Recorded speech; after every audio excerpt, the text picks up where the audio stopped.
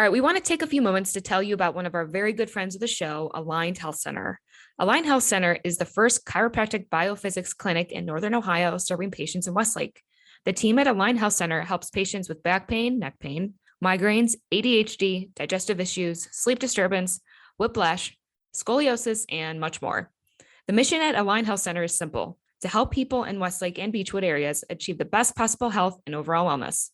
They know what it's like to have constant neck and back pain. It's no fun, and they are here to help. And as a special offer for the Oranges Orange listeners, it's you guys, Aligned Health Center is offering a free exam to our incredible fans. That's right, free exam at no cost just for you. So give Aligned Health Center a call at 440-230-6865 or visit their website at alignedhealthcenters.com to make an appointment and to learn more about how Aligned Health Center can help you. Make sure you mention Oranger at checkout to receive the free offer.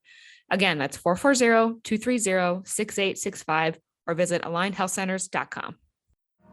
Part of the Press Play Podcast Network.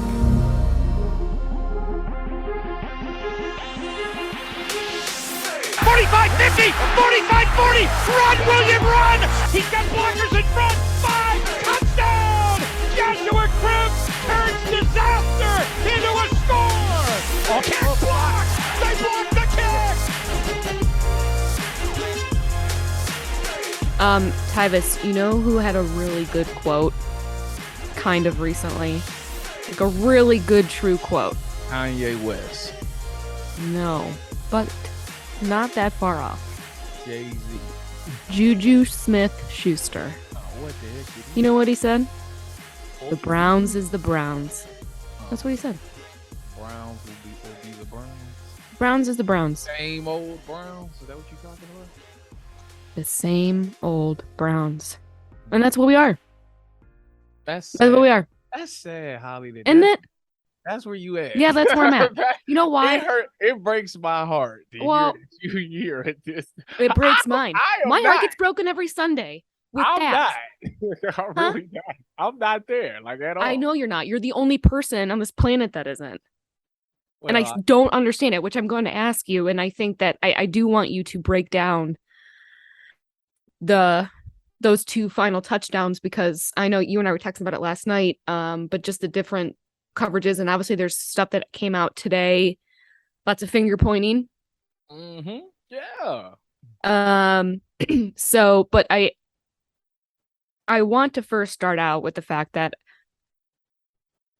obviously there's a lot of different things that are wrong with this team. And I think what's been extremely frustrating over the last couple of years is the fact that we actually have a real roster of talent. These guys have the opportunity to win now. Granted, we're dealing with the quarterback situation, which is another issue that we have to get through. And it's frustrating. I feel like there's no accountability on this team across the board. And I don't get these patterns that we get ourselves into as a Cleveland Browns fan, where the one pattern is we're just always in this shitty like coach swap, right? From one to one to one. We're in this pattern, Tyvis, from coach to coach to coach, from quarterback to quarterback to quarterback, to not winning ever, really. One winning season, right? One playoff appearance, one playoff win, right? The last time, I mean, the fact that they were going through that list, by the way, of like how cheap gas was back however many years ago that the Browns won their last, Browns were 2-0. It's just embarrassing. I'm embarrassed. I'm embarrassed as a Browns fan. I'm upset. And I can look at it from two ways, right? I can look at it because I'm going to get this off my chest right now, because I know that you're going to start to just take this back and go on this full positive situation. I haven't said anything. I know it. Do your thing. But I'm waiting. I'm just listening. Go ahead. Do your thing. Get it out. It's, they say that it's better to get things out than to keep it bottled in. So please just get it all out. Do your thing. Let me know when you're ready. Oh, okay. There is, like I said, there's no accountability across the board with this team. And there's no real, I never feel like we have ever been in any somewhat of a comfortable space. And I know that we joke about that being where we are as Browns fans. And it's like, well, the game's not over yet, because it's literally never over yet, because that's when we can't close games. And I know there's a million different reasons up and down the board of why we haven't, different scenarios, all of that. But this weekend, this year, this team, this roster, we have to have better standards. We just have to have better standards. It's beyond frustrating. And I feel for people that are major fans who spend their hardworking money to go watch this team play, to have Myles Garrett say to them that they're not allowed to boo, which he wasn't even asked about. When you're out there doing that, the flip-flopping of this is a business and then this is a fan, and we all do it. We go back and forth of when we decide to see the NFL as a business versus the NFL as a fan. I do it all the time. I'm doing it right now. But it's hard because when you are a fan, but you know it's a business, and I know that you also have a completely different outlook on this and perspective because you played. Yes. So what I'm here to do for you, which is what you do for me, is explain to you as a fan or as someone that understands the business side of it, how what happened on Sunday is not okay. It's not okay. And they're lucky they have a short week. And that was my TED Talk to start out this podcast. So please, by all means, Tyvis, Start from the beginning. Let's talk about how, this is nothing, and okay, the reason behind all of it. Okay, so for me, was it bad? Absolutely. It was 1000% bad. One of the worst finishes to a game that I've ever witnessed in my life. The reason that I'm over it is because a couple of reasons. One, obviously, I've been there, and these is one of those things that you really don't have a lot of time to dwell on it. You have to turn the page because Pittsburgh is coming into town. Now, for the fans, yeah, I get it. You got all week to dwell on it. You got till Thursday to dwell on it. But I'm in a player's mindset still to this day where it's like, all right, it happened, and I'm glad it happened. Let me tell you why I'm glad it happened. Twice in 2 weeks. Exactly. Let me tell you why. Because after the Carolina game, okay, it was one of those things that, we busted the coverage, but we still won the game, Holly. So we'll fix it. Don't worry, we'll get it fixed. We'll correct it. But we won the game. That's the good news. And you told me we were going to fix it. You told me that last week. Oh yeah, it is. See, those are two totally different things. See, what happened in Carolina, you can blame that on coaching. If y'all want to put it on the coach, you can put that on coaching because he wasn't clear. He allowed it to be gray area in this defense on that particular play. Well, I'm sure they eliminated that gray area. This week, with the whole Denzel thing at the end, or nobody can figure out what coverage they were in, and Denzel comes out today and say he was in cover too. Well, I told y'all that he was in cover too. I knew that. But the thing about the reason that I know Denzel is wrong, and I feel bad because I don't know why he just doesn't say I messed up. Because if you go back and you watch it, you got 10 guys that's playing cover 3, and then you got him by himself playing cover 2. If 10 people are playing something and one person is not, that one person typically is wrong. Now, I think I heard something about Grant Delpit saying that, it was like a call where certain formations, we play it this way, and everybody didn't view it the same way. Obviously, Denzel didn't see it the way the other 10 players saw it, so which caused him to play something totally different. With that being said, I think they need to eliminate. That's when the communication and the hand signs come in a big part. And I think moving forward, like I just tweeted, it's gonna look like they throwing up gang signs this Thursday because they will be communicating. You would think that they're deaf and they're using sign language because they're gonna be putting it on tape to make sure that everybody is on the same page. When you lose in a fashion like this, now it's emphasized. Now it's the number one thing that's on your mind. Oh, then the coach is going to say, trust me, I've been a part of this. The coach is going to say, if you don't do it on tape, then I'm going to assume that you don't have it. The only way that I know that you guys know what's going on is I have to see you do a hand signal on tape, and I need to see it. So they're going to overdo that. We'll probably see it. Y'all going to probably be watching the game Thursday like, why they keep throwing up all these signs? Well, they're communicating with each other. So that's one way to get that fixed. And when are they going to do that, by the way, with this short week? Like, what's the... So when you got a short week like this, you practice. You're going to practice probably like a walkthrough Tuesday. It's all walkthroughs. You won't be putting on pass. It'll be a walkthrough Monday, walkthrough Tuesday. Obviously, Wednesday is the last little thing, and then Thursday is the game. But they'll be in practice, and they're going to literally make them not talk but do hand signs to each other so everybody get it. When I was in San Fran and we ran this defense, the way we got our call was we didn't huddle up. It's two ways to get the call. They got the guy, the linebacker usually has the mic in his, or whatever, whoever got the green dot or whatever is the one that he can hear the coach and gets the call, and he relays it to everybody. But how we did it was everybody looked to the sideline, and you found the defensive coordinator, and he signaled the call to you. So once you got that signal, you passed that signal from the corner to the safety, to the safety, to the corner. So everybody is all on the same page.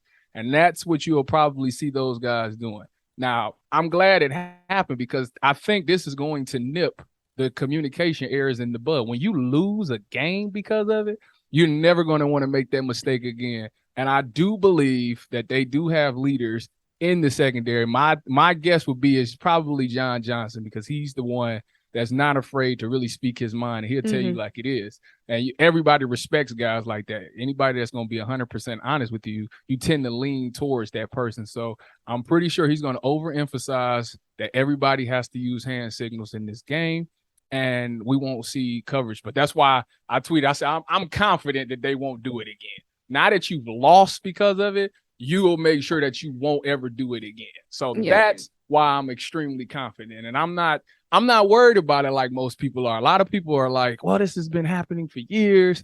And granted, yeah, I get it, because it's a new system. So But it's the same. These guys have been together, Tyvis, for 3 years. But Holly, listen.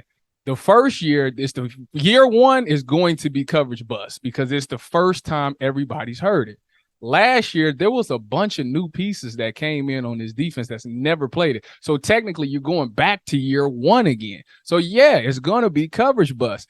This year, I don't know what happened. The first game, I told you what happened. It was gray area in there, so you could blame that on the coach. I guarantee you they fixed that. Now, this past week is literally because Denzel didn't get the call, or he didn't understand the right call. That's literally what it is.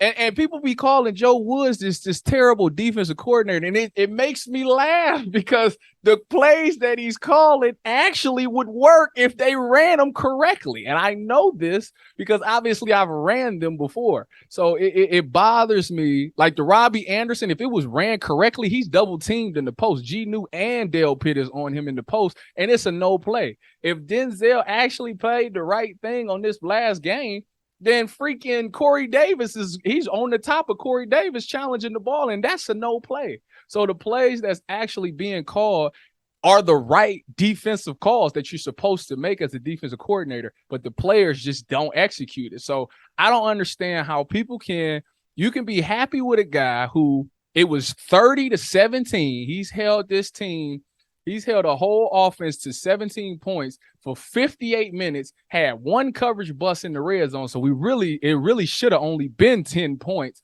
but we'll give him the coverage bust. So 17 points in a game for 58 minutes, and y'all want this guy fired because of something that players did? Like I don't get that. But like, when do you hold the players accountable? That's like, I get the coaches, but when is the players like, okay, like it's actually a great call, but like they just didn't run it right?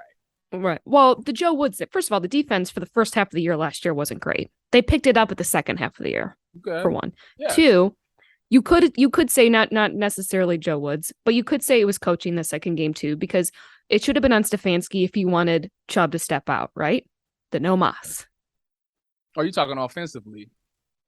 on that end, right? Just for Yeah. the game losing. Yeah, on I think he came out and said that and like he would probably, if he could go back, obviously he would want them to do that. But like how right. many So I'm times? saying we could have that you could put that on coaching. I know it's not Joe Woods, I know it's not the defense, Yeah. but you could put that on coaching, right? So Now, can you though? can you not? How if Stefanski doesn't call that, if he was supposed to call that, if that's what people want to hang their hat on that. Let me ask you this, Holly. Let me ask you this. If you say it's a 2-minute situation and you're a player and you're a running back and you're Nick Chubb and you get the open field and you like, I'm gonna just go ahead and score. So I'm going up 2 scores. Who in the world thinks that if you go up 2 scores under 2 minutes, like how is that bad? I'm with you. No, look, I would rather take that over the other any day. But I'm trying to look at every other possibility, right? If the people that want to hang their hat on that, then it does go back to coaching, at least on that end. But at the end of the day, with Joe Woods, there's been a lack of discipline too on this team. There was a lack of discipline when it came to all of the penalties last year.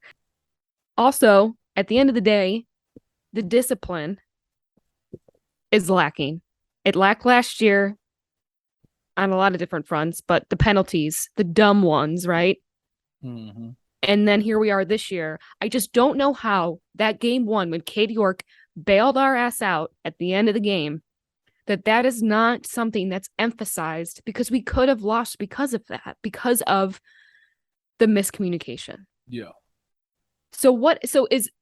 It's just kind of brushed under the rug for the most part because we won in the locker room. I mean, yeah. What's the... Well, see, so this is how it would go. Which I didn't, that's ridiculous. So this is how it would go. So this is the thing. And I learned this when I was actually in Seattle my rookie year. So it's teams that is just content with winning. You got to understand that there's a difference from winning and wanting to be the best. Like in Seattle, it meant something to them to be not just the best, but to be the number 1 defense. I literally watched 2 people get into a fight during a game over a 1 passing touchdown. Like it was that serious where it was like, listen, you messing up our stats. Like we supposed to hold it down. And then I watched when we were blowing teams out and the backups would go in, like they would hold them accountable. Like y'all can't give up yards because y'all messing up our stat line. Like we trying to be number 1. So it makes me think that the mindset just isn't there yet, but I can see it progressing. So like they're content because they won the game.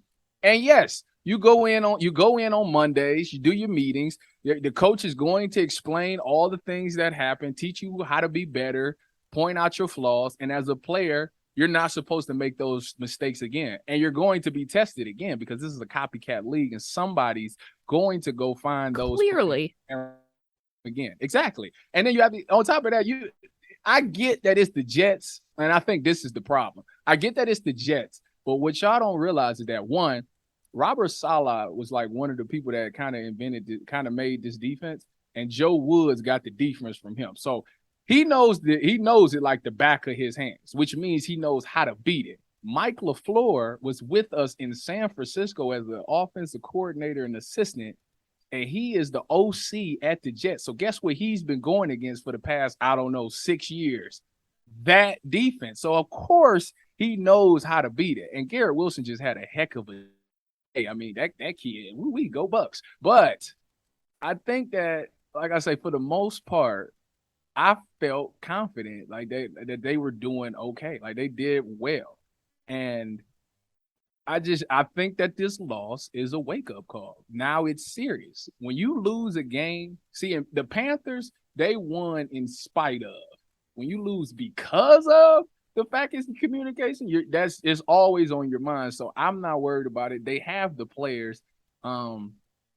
It's a couple of things on the coaching side in the last couple of drives that needs to be coached up to Dale Pitt. Not the Corey Davis play, because I keep telling everybody they was in cover 3 and Denzel was in 2. So that's not on Dale Pitt. And then the touchdown to put him up, that one, you can you can point the finger at Dale Pitt on that one. Because so when you're in the red zone, they was in cover 2 in the red zone, and this is so good because I got to play safety for the under this defense, so I know exactly how you're supposed to do it. And you're supposed to put your heels on the goal line at safety, right? And you don't. I think I might have told y'all this before. I was talking to somebody. When you get down to the red zone, everything happens fast, but you're supposed to slow your body down. So when you let the receivers, you let the routes take you into the end zone as a safety, you don't back up. Because if you back up and they run a hook right in front of you and throw it, that's a touchdown. So you have to let the routes take you into the end zone.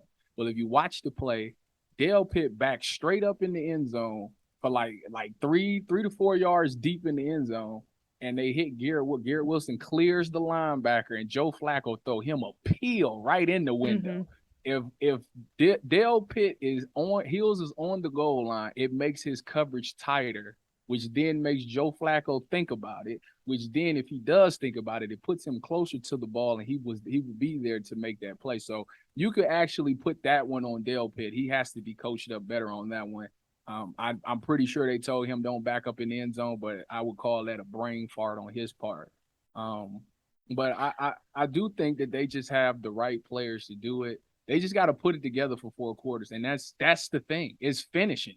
They have to finish the game. They're doing well for the first 3 quarters, and it's not even the whole 4th quarter. It's literally like 2 or 3 plays for the past. Really just like literally playing. Like I think it was Batonio that said what they played the 58 minutes, not the full 60. Yeah. It's like it's literally like 2 or 3 plays from the Panthers game and this game where it's just like y'all kind of. But those are costing. That's costing. Yeah. That's where look.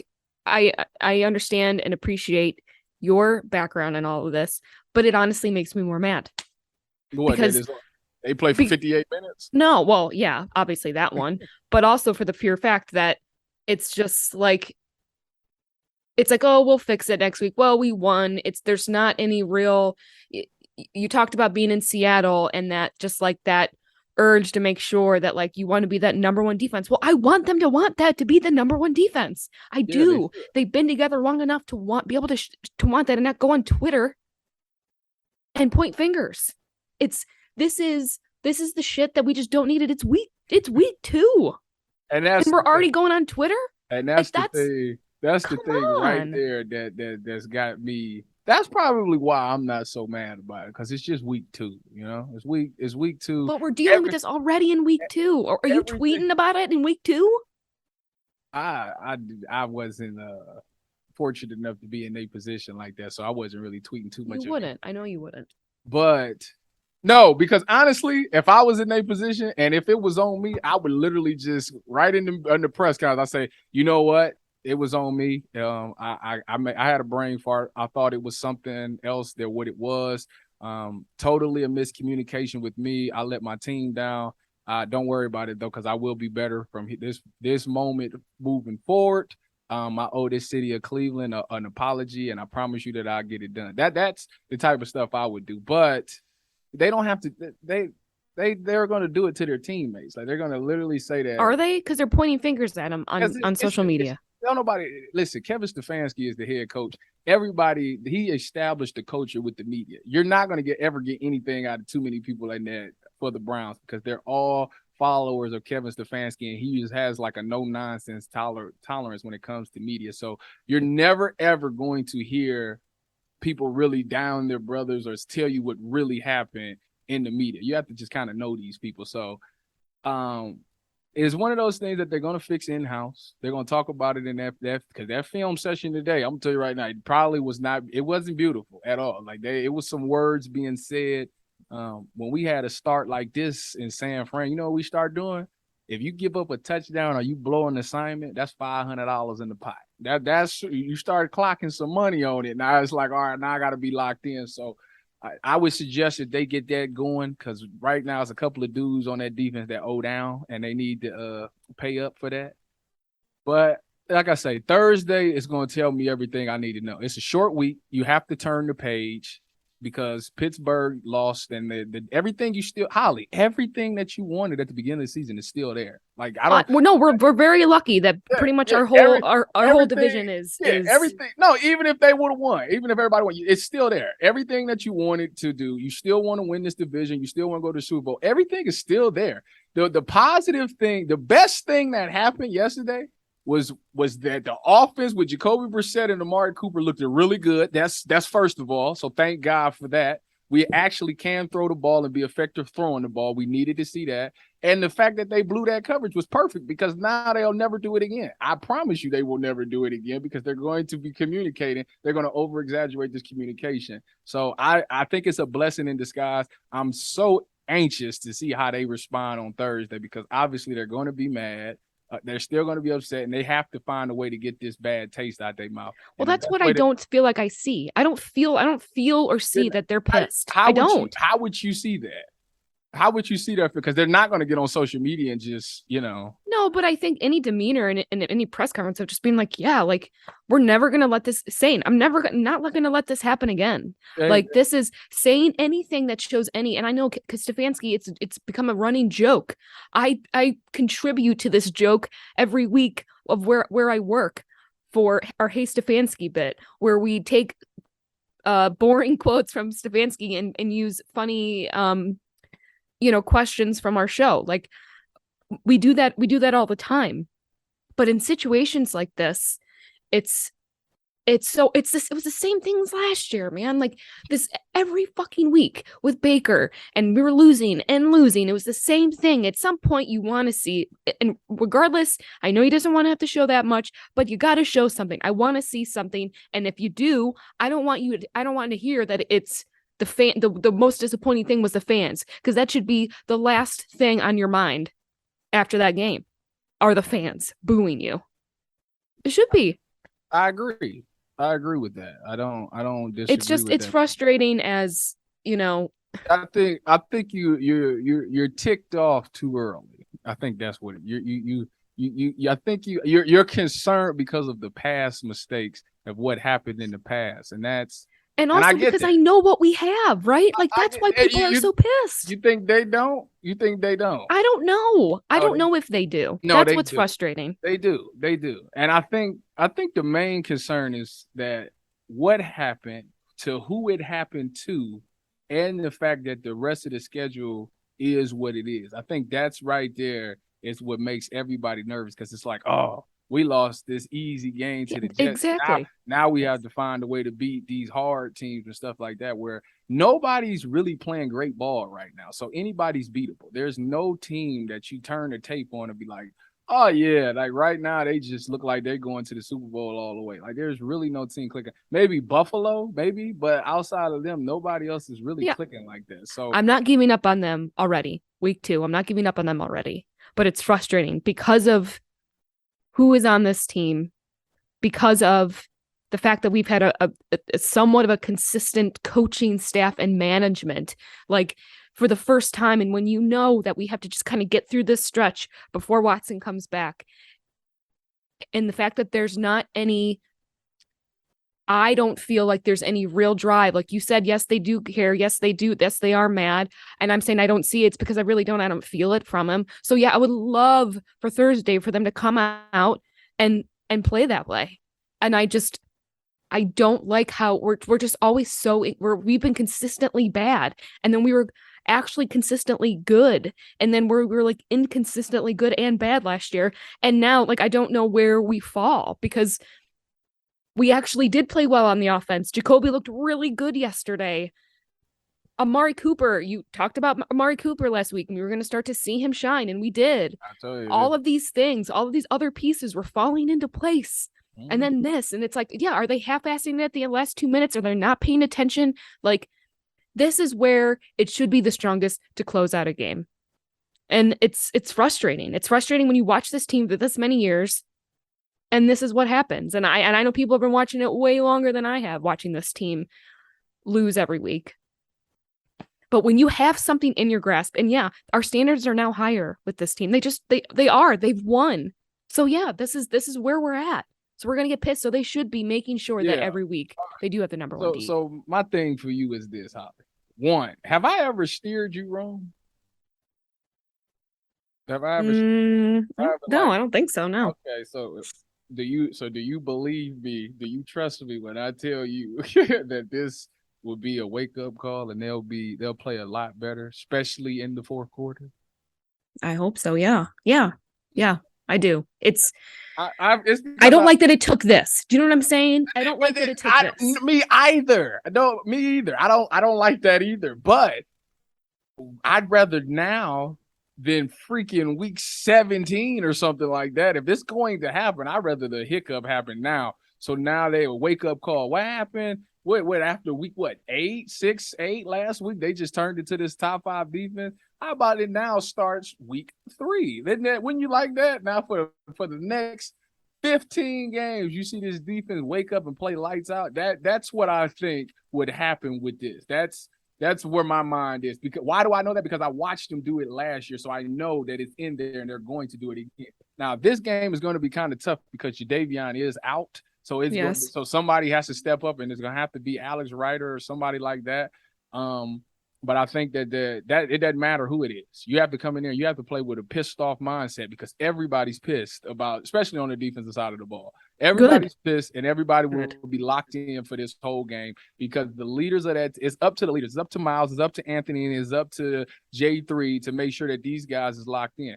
This game, Thursday night, will tell me everything I need to know for the rest of the season, flat out. If they come out and dominate, then everything I told you was true. They come out there and lay an egg again, then we might have a different conversation next week on this podcast. But for some odd reason, man, I kind of know the guys that's there, and I kind of know that they're going to get this thing fixed, and I know it means a lot to them.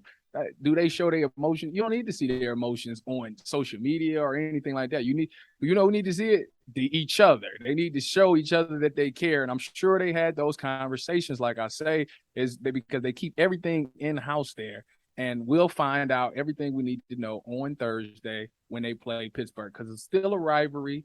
Both teams are still in the same spot in the division, so it's a divisional game. They need to go up. They need to win so they can be up in the division. So there is no room for slacking. Ain't no excuses, no nothing. Like they have to play perfect football, and that if we don't see that, then there's some room for concerns. And you have not steered me wrong, by the way. Oh, thank you. I try to keep it real with you. You have. You do. Hardcore truth. you have talked me off many ledges. That's for sure. Yeah, don't burn your brown stuff and put it in your dress. No, but I didn't wear it to the grocery store yesterday. I took it off. Don't do that. No, you gotta be with them up and down. And I think the Myles Garrett situation is this is the thing. They asked him that question. They didn't ask him that though. After this loss, it's a lot on your mind after a loss like this. And I don't think that is the right time to even be speaking on that because, and I hate to say this, but in the grand scheme of things, does that really matter? Does that doesn't? If they cheering, it shouldn't. Does that matter?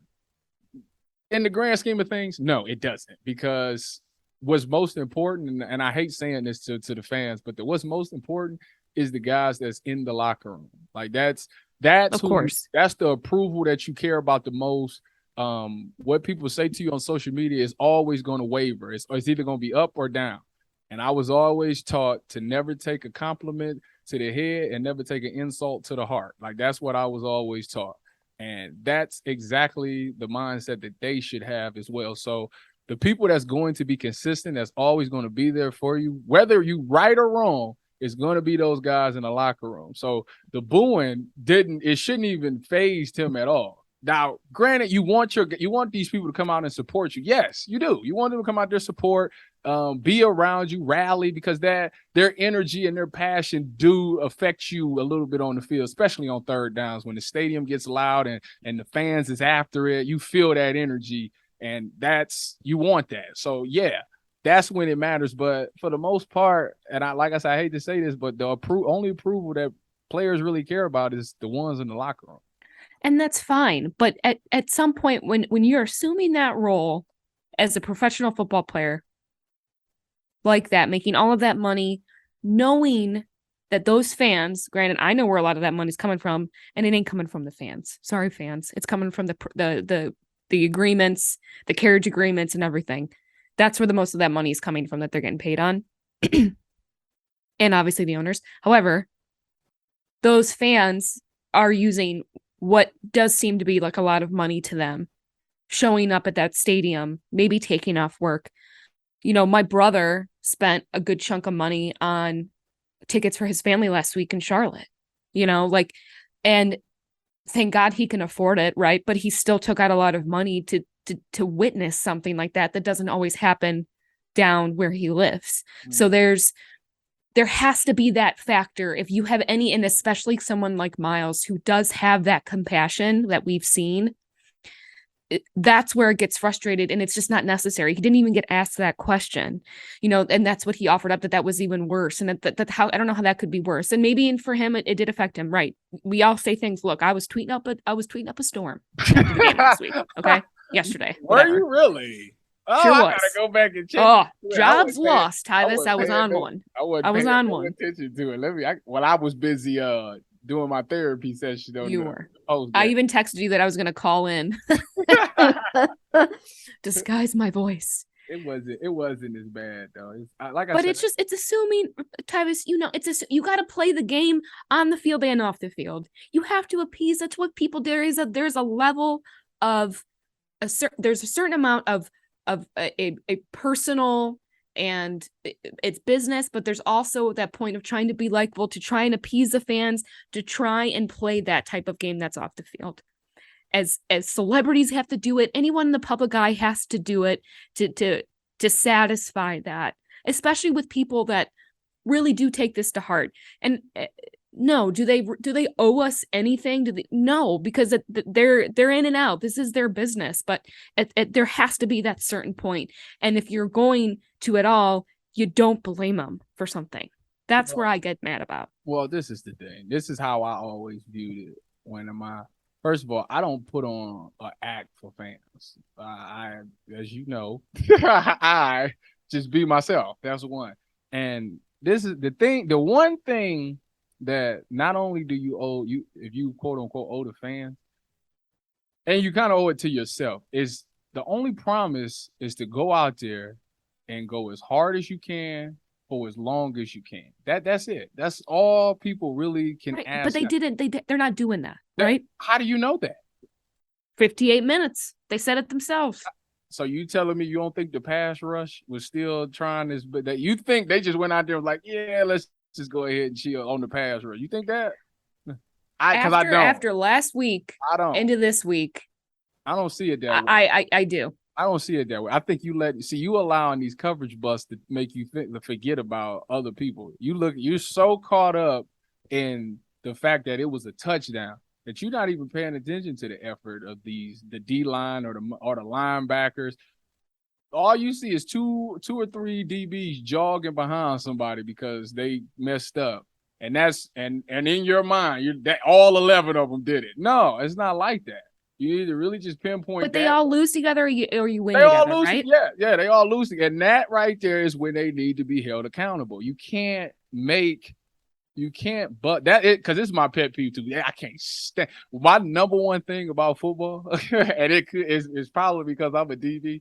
The number one thing I hate seeing in football is coverage bust. It is literally, it grinds my gear and it makes me literally want to go out there and punch somebody. But I keep my composure. But like I say, I would have to go back and look at it, but I'm almost willing to bet that everybody went as hard as they can because they know it's at stake. If we get off the field, the game's over. So to me, you should be on high alert. You should play even harder in those moments. And for some odd reason, they just have not been on the same page in the secondary, and it's truly cost them. Yeah, get on the same page. We haven't had a secondary this season yet.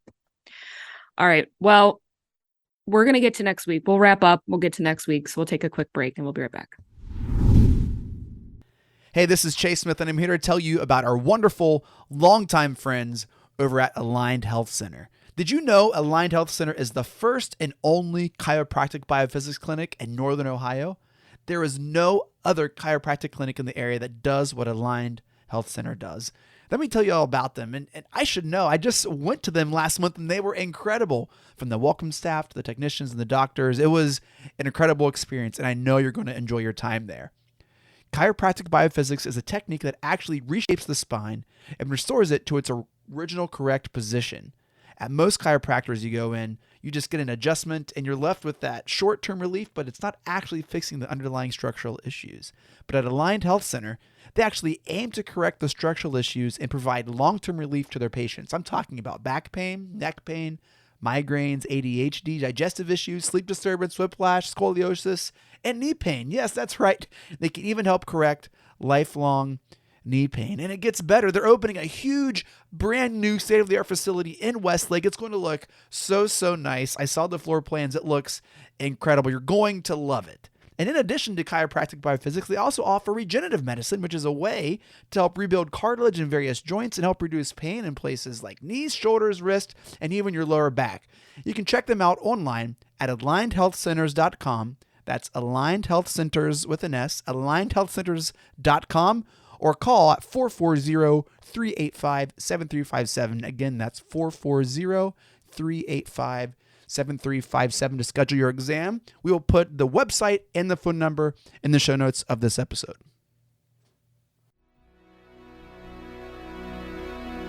Hey everybody, it's Sam Amico from Cavs on the Break NBA podcast. Be sure to give us a listen for all your Cleveland Cavaliers recaps, analysis, breakdowns, draft talk, free agency. The list goes on and on. Give us a listen, Cavs on the Break NBA podcast.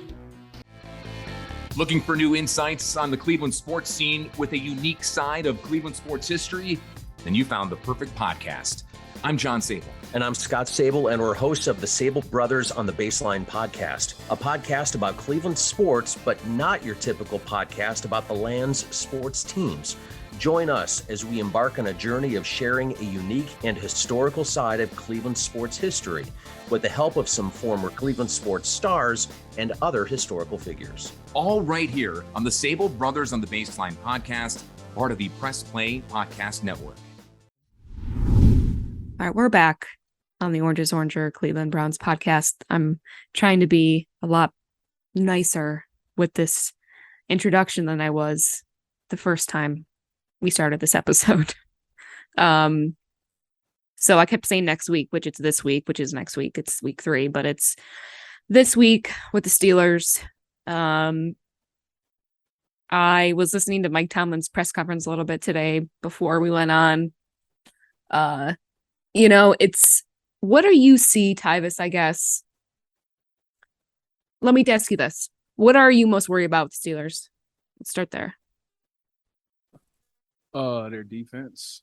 Their defense, and I think they have a young offense, but their receiving core is pretty good. They're young. They kind of remind me of the Jets. They got some guys that can really make plays and can change games if you let them. But if you get up on them, they won't really have an answer for you. With Najee Harris having that Liz Frank sprain on his foot, he hasn't really been himself. So I'm not really concerned about him, but I am concerned about allowing Mitch Trubisky to feel comfortable. And if he feels comfortable, then he can be dangerous in there and make plays. But the defense is always what Pittsburgh has been known for. Mm-hmm. And our offense played really well. Obviously they don't have TJ Watt, so that's a huge plus, but they'll still find a way to get after Jacoby Brissett. And everybody knows he's not the most mobile guy. He can do it, but he's not the most mobile guy. So I think it's up to these receivers to get open in the passing game. But my concern is that now that Amari Cooper has put what he's put on tape, they're going to have a plan for him. So it's going to have to be somebody else, because they're going to have 4 eyes on him at all times. Tyvis, are you scared of Mitch at all? Are you scared of Mitch? Do you think that This is what I will say. I wasn't too scared of Joe Flacco, but that happened. The thing about Mitch Trubisky is, am I scared of Mitch? Mitch was a first-round talent. Mitch is from Cleveland. So he's going to have that on his shoulder. And Mitch has some mobility to him. And that part is the part that scares me. Because Well, I just don't want to be. I don't want to underestimate him, right? I want to underestimate. I never want to, and I never want to listen, underestimate the Steelers. after the Joe Flacco thing, I don't think nobody will ever underestimate anything, which is great. That's why I'm glad it happened. That's another aspect that I'm glad that it happened. You have to respect everybody, which they should have already known that. But with Mitch Trubisky, he brings that mobility aspect in it. And now that you don't have Jadeveon, see, now you could throw that double team. You could throw that double team towards Myles Garrett, and we could just take chances with Alex Wright or whoever's on the other side. So that part kind of scares me a little bit. But Alex Wright did a good job in the preseason. Granted, it was the preseason, but he showed some flashes. So I'm not worried. I think he can be effective. That's a good answer. Effective, right? Use it the right way too. But yeah, I it's hard for me to ever count the Steelers out. Mike Tomlin is a fantastic coach, and he knows the Browns, and he sure is good at press conferences, by the way. You like that? He wins press conferences, I feel like. Yeah, exactly. Tyvis is doing his dance from, was that last week? The week before, week one. Yeah. Well, we'll see. So what's your prediction then, I guess? Let's wrap up there. And you're going to the game. I think I'm going to the game, so I think I'm going to see you Thursday. Yeah, I'll be in the press box, but I could come down. Oh, you can come down to see me. Yeah, I'll come down. But such a cool thing to say. Oh, Taj, I got to tell you, Tyvis was I got like 5 like screenshots of DMs at least in the past like 10 hours from Tyvis of just all these people asking him to be on their shows, and I don't know why. I don't know either. I don't know why. I don't know what I offer that the average American don't. But you offer the fact that you've been in that locker room. Like I said, that's such a and especially with the fact that that's where we're struggling on the defensive end of the ball, and that's where you lived. It's a big advantage. Okay. Well, my score prediction for this game, I don't believe it'll be a high scoring game. I think both defenses will come out and be very aggressive and try to set the tone early. I'm going to go on the line to say that it's going to be a 13-7 point game, and I'm going with the Browns in some redemption and revenge game, putting everybody's mind at ease and pretty much showing everybody that Tyvis is a genius and he actually knows what he's talking about. Coverage bust. I think that'll be the least of our worries. Sure better be. I could see some missed tackles or something like that, but as far as the coverage bust go, I think that'll be A1A. Because we fixed that, Tyvis. We fixed that. I'm gonna tell you why. Because due to the fact that it's a short week, you really don't have a lot of time to even install anything crazy. So you pretty much in these situations, teams just carry over their game plan. So you could really go back and watch whoever Pittsburgh played. Who they played? They lost by 3 points. They lost to the Patriots last week. Okay, yeah. So they'll pretty much, if I'm a defensive player, I'm gonna go back and watch what the Patriots, their offense versus the Patriots defense, because they have to carry that over because they only have 2 days to try to install something. So it'll be a lot of rollover plays in this short week. As long as they get over on that and they got a handle on that, then they should be fine. So, and obviously they have to correct today. I'm sure they was out on that field walking through those corrections. They have to correct what they did, the mistakes this week and from the Panthers week, because what Robbie Anderson did and whatever that tight end did when he was wide open, which I already explained those last pod, they're going to go see if those are fixed, and they're going to come back to those. They're going to see probably a bunch of close formations, a bunch of bunch formations, so they can't press and they have to play off. And, yeah, that's pretty much what you'll see. It'll be a pretty if you watch last week's game, you'll pretty much see the same thing. this week. And that's enough, right? That's what we. I want just enough to be able to get to win that game, right? That's where we need to get. I got 13, every week. 13 We want to survive. We want to survive. K York goes 100% field goals. I think he will. I think he will. I'm going to say 17-14. I think. I don't know. I don't know what way it'll go. I'll say the Browns just to end it on a positive note. You lost faith this early, man. Bro. Wow. I don't underestimate. Look, I don't have faith. I don't think much of Mitch. I don't think Mitch is going to be our problem. I do think at the defense, and I don't underestimate Mike Tomlin. I just don't. And the Steelers, we don't have the best track record against our supposed rival. We don't. So we just don't. Now, granted, we beat them last year twice. Then we lose twice. We lost. We lost to We lost to him twice last year. Yeah, Baker was horrible. Remember, they put him. Yeah, that last game. Yeah, I know. To close out the game, or not the last game, the second to last game, whatever that one was. Second to last game. Yeah, they didn't play the last game. Yeah, they put Baker out there to die last year. We 2020 is when we beat them. 2021 we did not. So here we are. Well, I'll say the Browns. I'll say the Browns. 17-14. Okay. So when I see you Thursday, you gonna have your Browns gear on? I'll have my work gear on. That's really sad, Holly. I never thought Why? I wear my work gear because I have to work. So you ain't gonna have like a hat, nothing, huh? You know what I have? I have the orange brown starter jacket that Deshaun wore like the first. That one that it probably sold like hotcakes off the rack. Mm-hmm. It was given to me. That's a nice gift, actually. So when gets a little chilly in there. Actually, Thursday's supposed to be only a high, I think, of 60 or something. So it's going to be on the chillier end Thursday night. I have my work gear on. I have a. What is your work gear? Polo, slacks. Oh. Well, I don't have to be slacks. You just have to look presentable. All right. I'll check you out. I'll let you know my thoughts. I'll give you my rating. Hopefully I get to see my boy Sherm, man. He's supposed to, he calls it, they ain't gonna be down there. I'm gonna see if I could You need to, I know I keep texting you about this, but if he ever wants to talk about the Cleveland Browns. He's too big time, man. I know. But you can just always make sure that invitation's out there. Oh, he knows. Listen, I talked to him today. Actually, he called me today, and we was walking over to Denzel in the coverage bus. Because I was looking at the one. What did he say about it?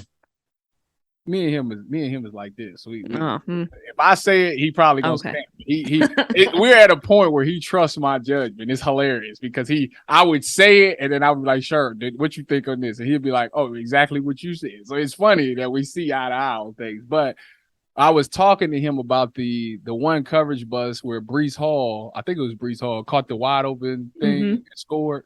Mm-hmm. And I was looking at it. I'm like, man, I think they in cover too, but the way that they played it, it was like a different look. Like they only had 3 down linemen, which in the red zone, that's terrible. And they brought in an extra DB. So they had basically 3 safeties. So I'm like, man, is it cover 3? Because if it's cover 3, the jock busted. But then I'm looking at it again, and I'm like, first of all, Denzel messed up because in the red zone, you should never press. I learned that from Sherm. Don't press in the red zone because if you press, like that gives a quarterback to look like, if they press and he beats them off the line, I can throw this fade. But if you play off, it takes away the fade. They like, all right, I'm not about to throw a fade route on a corner that's playing off. So, and the number one call that they want to call in the red zone is a fade anyway. So I didn't like the fact that he was pressed, but it's more than one way to skin a cat. So if that's what he's comfortable with, then so be it. But the reason that I looked at it, I'm like, Sherm, I'm pretty sure that they ain't covered 2 is because one, Denzel was pressing on his outside pad. And you only do that in cover 2 because you want to force him to take the inside route. So I'm like, I think he definitely was in cover 2. So after he did that, he gets hands on him, and then you can see Denzel trying to hinge off. And by that time, it's too late because the running back is already in the flats. But if he would have played off, which down in the red zone, you don't need to reroute anyways, because the route, it was already kind of a condensed split anyways. They're pretty much rerouted anyways. You just let the routes play off and you pick up, once it comes in your zone. Mm-hmm. And if he would have done that, he would have been able to see that running back coming out the flats. He could have jumped it right away and made a play on that. But yeah, that was, anyway, that me and Sharon was sitting there talking about it, and I'm just like, I couldn't figure it out, but I finally figured it out, and we came to the consensus that it seemed like they was running quarters up top and cover 2 at the bottom, and they ran like a little box, which I have to tell you what box is another day, but they was running box at the top, and they were supposed to be in cloud at the bottom, and he was supposed to take that running back. Yeah, but let's hope that they stop miscommunicating signals, because that's not a communication thing. That's just he just messed up.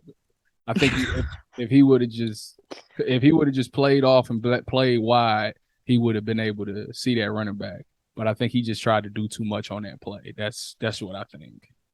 He got so caught up in the reroute that he never got his eyes to see the running back coming out the flat. And that's he has to learn that. Somebody has to get in his ear and tell him, listen, we don't press in the red zone so you can see everything. Well, then someone needs to do it, because it's right, I want to see this fixed. I want to see it fixed. I'm over it. His DB coach is, which I'm not sure who it is. Isn't it? They have an assistant DB coach, right? Or is it just Joe Woods? I have no idea. I have no idea. I think it's just Joe Woods, but I don't. Whoever his DB coach is needs to tell him you can't in cover 2, don't press. Really, in the red zone period, don't press. Just play off, and you so you can see all the routes and you can let them declare it's a clear picture of what you want. But if you press, it kind of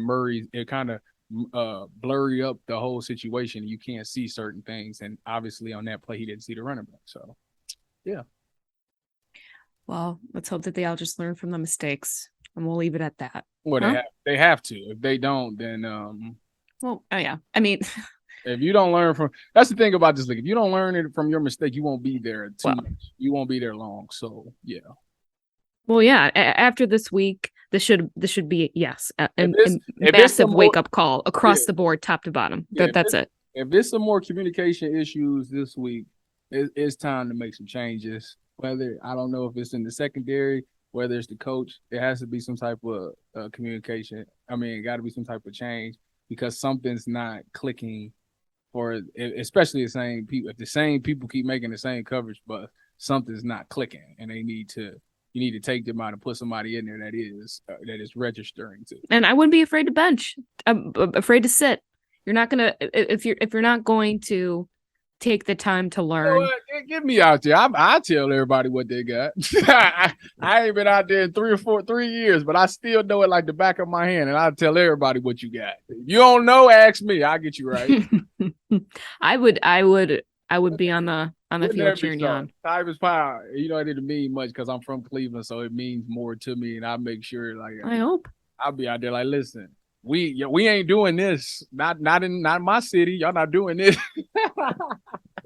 But see, and I'm not gonna go all back into it, but just those few comments, I think you just saying that, you being from here, I think those little things, not that I need the guys that aren't from here to say those things, obviously, but to say anything that's going to get the fans back in the corner, right? Like that's where they need to be, saying enough to get them back hooked in. They know what to do, what to say. They've all been coached off the field on this stuff. They're not going to say anything. You know how they get the fans back? Win. Just win. Well, of course. That goes without saying. Win and show us some energy and some attitude and some fight.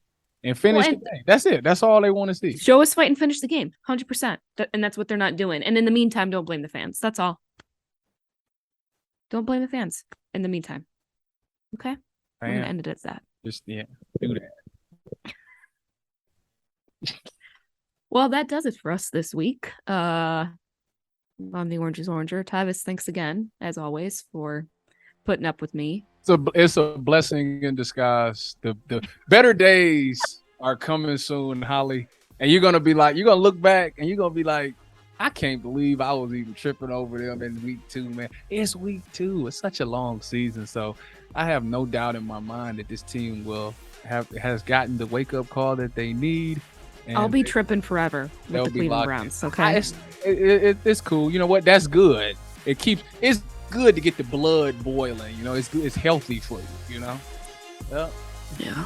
Well, tell that to my blood pressure. All right, that wraps us up. Make sure to like and subscribe, and tune in next week when we break down the Hope win against the Steelers. And Tyvis, why don't you say it this week? Go Browns! Here we go, Brownies. Here we go. Very nice.